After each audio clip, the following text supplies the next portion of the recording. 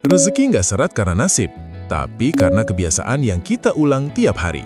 Ada 5 kebiasaan sederhana yang diam-diam bisa menghambat aliran rezeki. Dan seringkali kita melakukannya tanpa sadar, bukan karena hidup pelit pada kita, tapi karena cara kita menjalani hari-hari yang membuat semuanya terasa berat. Pernah nggak merasa sudah berusaha, tapi hasilnya segitu-gitu saja? Atau melihat orang lain seperti lebih lancar, padahal sama-sama mulai dari bawah. Faktanya, banyak penelitian perilaku menunjukkan bahwa kebiasaan kecil punya dampak besar pada cara kita berpikir, bersikap, dan menangkap peluang. Jadi, seringkali rezeki nggak seret karena nasib, tapi karena kebiasaan kecil yang kita lakukan tiap hari tanpa sadar. Dan kalau kebiasaan itu terus diulang, hidup pun ikut terbentuk seperti itu. Tapi sebelum lanjut, jangan lupa klik like dan subscribe supaya kamu tidak ketinggalan pembahasan menarik lainnya tentang refleksi diri, motivasi, dan perjalanan hidup yang lebih sadar.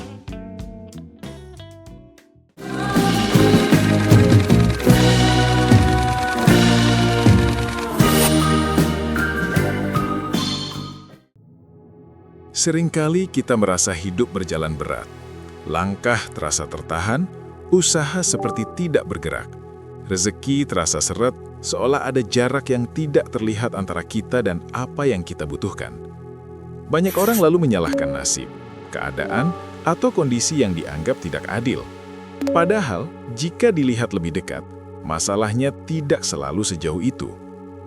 Dalam ilmu perilaku dan psikologi modern, kebiasaan harian memegang peran besar dalam membentuk cara kita berpikir, bersikap, dan mengambil keputusan.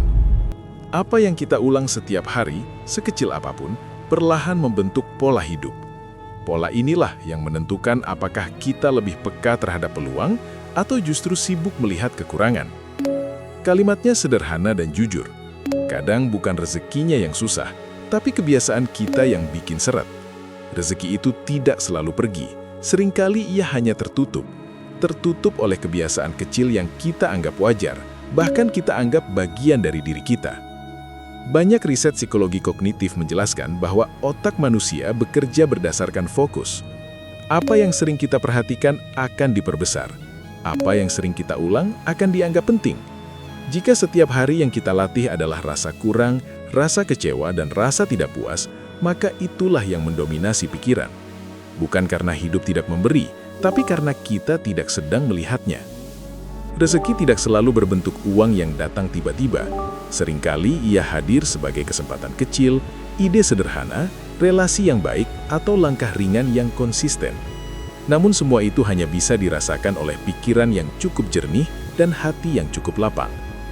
Di titik ini penting untuk menyadari satu hal. Kehidupan yang terasa sempit seringkali bukan karena dunia mengecil, tetapi karena cara pandang kita menyempit. Kebiasaan harian menentukan apakah kita hidup dengan rasa cukup atau terus merasa kurang. Banyak orang bekerja keras namun hasilnya terasa tipis, bukan karena usahanya salah, melainkan karena kebiasaan kecilnya membuat energi mental bocor kemana-mana. Mengeluh tanpa sadar, membandingkan hidup, menunda hal sederhana, menyimpan emosi negatif, dan lupa bersyukur. Semua ini tidak terlihat besar, tapi dampaknya nyata. Penelitian tentang kebiasaan menunjukkan bahwa perubahan kecil yang konsisten lebih berpengaruh dibanding perubahan besar yang jarang dilakukan. Artinya, memperbaiki hidup tidak selalu dimulai dari keputusan ekstrim, tetapi dari kesadaran sehari-hari. Kita perlu berhenti sejenak dan memahami bahwa rezeki tidak selalu harus dikejar jauh. Terkadang yang perlu dilakukan hanyalah menyingkirkan penghalang di jalannya. Penghalang itu seringkali bukan orang lain, bukan keadaan, dan bukan nasib. Penghalang itu adalah kebiasaan yang kita ulang tanpa sadar. Ketika kebiasaan berubah, cara berpikir ikut berubah. Ketika cara berpikir berubah, sikap ikut bergeser. Dan ketika sikap berubah, arah hidup perlahan ikut bergerak. Perubahan itu tidak berisik, tidak dramatis, dan tidak instan, tetapi nyata. Inilah titik awalnya, bukan untuk menyalahkan diri sendiri, tetapi untuk mengenali apa yang selama ini menghambat. Karena sebelum menambah apa yang kurang, seringkali yang dibutuhkan hanyalah melepaskan apa yang memberatkan.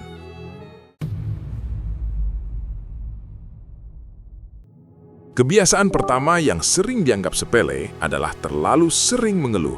Sedikit-sedikit mengeluh tentang pekerjaan, tentang keadaan, tentang orang lain. Kelihatannya wajar, bahkan dianggap cara melepas lelah. Namun dalam psikologi perilaku, keluhan yang diulang terus bukan sekedar ekspresi, melainkan latihan fokus. Penelitian kognitif menunjukkan bahwa otak akan memperkuat jalur yang sering digunakan. Ketika keluhan menjadi kebiasaan, otak terbiasa mencari apa yang salah, apa yang kurang, dan apa yang tidak berjalan sesuai harapan. Akibatnya, perhatian tertuju pada masalah, bukan pada kemungkinan jalan keluar. Kalau tiap hari mengeluh, yang terlihat cuma kurangnya, bukan cukupnya. Lebih baik fokus pada solusinya, bukan pada masalahnya. Kalimat ini bukan sekedar nasihat, tetapi refleksi dari cara kerja pikiran. Fokus menentukan arah energi, energi menentukan tindakan, tindakan menentukan hasil. Orang yang terbiasa mengeluh sering merasa sudah bekerja keras tetapi tetap lelah. Ini terjadi karena energi mentalnya terkuras untuk merespons masalah, bukan membangun solusi. Tanpa sadar, keluhan menciptakan rasa tidak berdaya. Kebiasaan kedua adalah suka membandingkan hidup. Melihat pencapaian orang lain lalu merasa tertinggal. Melihat kehidupan orang lain lalu merasa kurang. Padahal yang terlihat hanyalah permukaan. Setiap orang punya garis start, proses, dan tantangan yang berbeda. Dalam kajian psikologi sosial, kebiasaan membandingkan diri secara terus-menerus terbukti menurunkan kepuasan hidup. Bukan karena hidupnya buruk, tetapi karena standar yang dipakai tidak realistis. Hidup diukur dengan kehidupan orang lain, bukan dengan pertumbuhan diri sendiri. Hidup terasa sempit kalau isinya bandingin hidup orang. Perasaan ini muncul bukan karena rezeki kecil, tetapi karena pikiran tidak pernah merasa cukup. Apapun yang dimiliki selalu terlihat kurang ketika dibandingkan dengan milik orang lain. Rezeki tidak bekerja dengan sistem salin tempel. Apa yang cocok untuk satu orang belum tentu cocok untuk yang lain. Jalan hidup bukan lomba siapa paling cepat, tetapi proses siapa paling konsisten. Ketika kebiasaan membandingkan hidup dibiarkan, pikiran menjadi gelisah. Gelisah membuat fokus buyar. Fokus yang buyar membuat peluang terlewat. Bukan karena peluang tidak ada, tetapi karena perhatian tidak pernah menetap. Dua kebiasaan ini sering berjalan bersamaan. Mengeluh karena merasa kurang karena membandingkan hidup. Lingkaran ini membuat seseorang merasa selalu tertinggal, meski sebenarnya sedang berjalan. Kesadaran adalah langkah awal, bukan untuk menyalahkan diri, tetapi untuk memahami bahwa kebiasaan kecil memiliki efek rantai. Mengeluh membentuk cara pandang, membandingkan hidup membentuk rasa cukup. Ketika kebiasaan ini mulai disadari, ruang hidup perlahan terasa lebih lapang. Bukan karena dunia berubah, tetapi karena fokus berpindah. Dari kekurangan menuju kemungkinan, dari keluhan menuju langkah kecil, dari perbandingan menuju pertumbuhan diri. Perubahan ini tidak instan, tetapi setiap hari tanpa keluhan yang tidak perlu dan tanpa perbandingan yang melelahkan, pikiran menjadi lebih tenang. Ketenangan ini membuka ruang untuk melihat apa yang selama ini terlewat.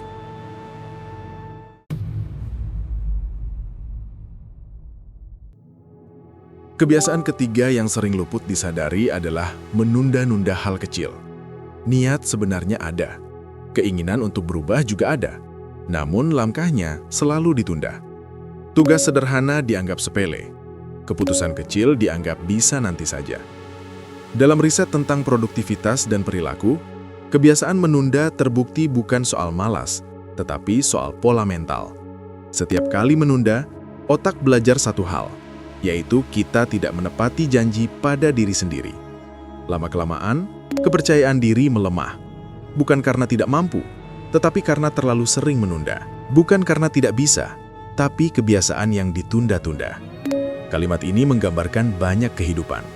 Hal besar jarang runtuh karena kesalahan besar. Seringkali ia gagal tumbuh karena langkah kecil tidak pernah dimulai. Kebiasaan keempat adalah menyimpan kesal dan iri. Kesal dipendam, iri dipelihara. Kelihatannya diam, tapi efeknya berat. Emosi yang tidak dikeluarkan dengan sehat akan mencari tempat. Biasanya di hati. Dalam psikologi emosi, perasaan negatif yang dipendam lama membuat tubuh dan pikiran berada dalam kondisi tegang. Energi habis untuk menahan, bukan untuk bergerak maju. Akibatnya, seseorang mudah lelah, mudah sinis, dan sulit merasa tenang. Hati yang penuh kesal susah nerima hal baik. Bukan karena hal baik tidak datang, tetapi karena hati tidak punya ruang. Ketika iri dipelihara, fokus hidup bergeser dari bertumbuh menjadi membandingkan. Dari memperbaiki diri menjadi mengamati orang lain. Kebiasaan kelima adalah jarang bersyukur. Bersyukur sering diucapkan, tetapi jarang disadari. Kata terima kasih keluar dari mulut, namun tidak benar-benar sampai ke rasa. Berbagai jurnal psikologi positif menunjukkan bahwa rasa syukur bukan sekedar sikap sopan, tetapi kondisi mental. Orang yang terbiasa menyadari hal baik cenderung lebih stabil, lebih optimis, dan lebih tahan menghadapi tekanan. Bukan karena hidupnya selalu mudah, tetapi karena pikirannya terlatih melihat cukup. Bukan rizkinya yang sedikit, tapi kita jarang sadar kalau itu ada. Kalimat ini menegaskan bahwa banyak hal hadir tanpa pernah dihitung. Kesehatan yang masih ada, kesempatan yang masih terbuka, orang-orang yang masih peduli. Semua sering luput karena perhatian sibuk mencari yang belum dimiliki. 5 kebiasaan ini terlihat sederhana: mengeluh, membandingkan hidup, menunda hal kecil, menyimpan kesal dan iri, jarang bersyukur. Masing-masing tampak ringan, namun jika digabung, efeknya besar.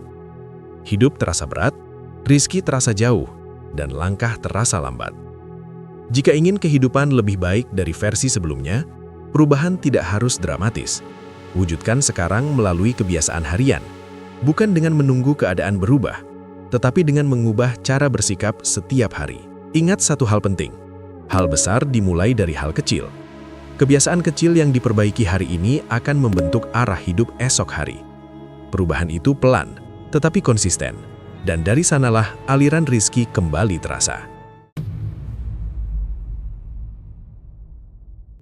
Perubahan hidup jarang datang dari keputusan besar yang menggemparkan. Lebih sering ia lahir dari kebiasaan kecil yang diperbaiki pelan-pelan. Ketika cara berpikir lebih jernih, hati lebih lapang, dan langkah lebih konsisten, hidup mulai terasa bergerak. Bukan karena dunia berubah drastis, tapi karena kita sudah siap menerimanya. Rezeki tidak selalu perlu dicari jauh. Seringkali ia hadir ketika kita berhenti menghalangi jalannya sendiri.